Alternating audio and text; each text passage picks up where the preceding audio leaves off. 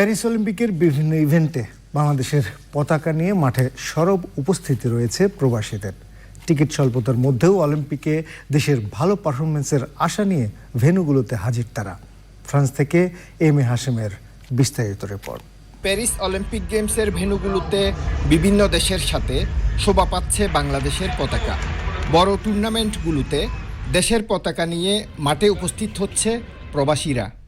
এটি ফ্রান্সের সবচেয়ে বড় স্টেডিয়াম স্টাড দো ফ্রান্স।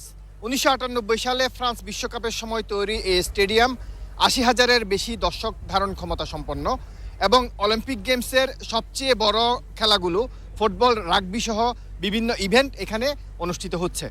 40 বছর ধরে অলিম্পিক গেমসে অংশগ্রহণ করেও বাংলাদেশ পদকবিহীন থাকায় বিষয়টিকে হতাশাজনক বলছেন প্রবাসীরা। আসলে খেলা দেখতে আসছি অনেক আনন্দ নিয়ে, এমনিতে অংশগ্রহণ আমাদের যা আছে তাতে তো আসলে হতাশাজনক। এবারে যদি নাও হয়, আগামীতে যেন আমরা অলিম্পিকে একটা পদক পেতে পারি সেই রকমের সুদূরপ্রসারী চিন্তাভাবনা আমাদের রাষ্ট্র থেকে করা উচিত বলে আমি মনে করি। চাহিদা থাকলেও প্যারিসের ইভেন্টগুলোতে খেলার টিকিট পাওয়া যাচ্ছে না। আমি অনেক আগে টিকিট কাটে রাখছি, এই জন্য আমি খেলা দেখতে পাচ্ছি, কারণ টিকিটের অনেক ক্রাইসিস চলতেছে। বাংলাদেশে যারাই আসছে তাদের সফলতা কামনা করে। There are many people from many countries and from Bangladesh too. Thank you for coming and we enjoy to receive people from the countries.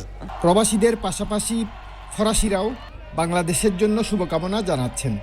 M A Hashem, channel I, Paris, France.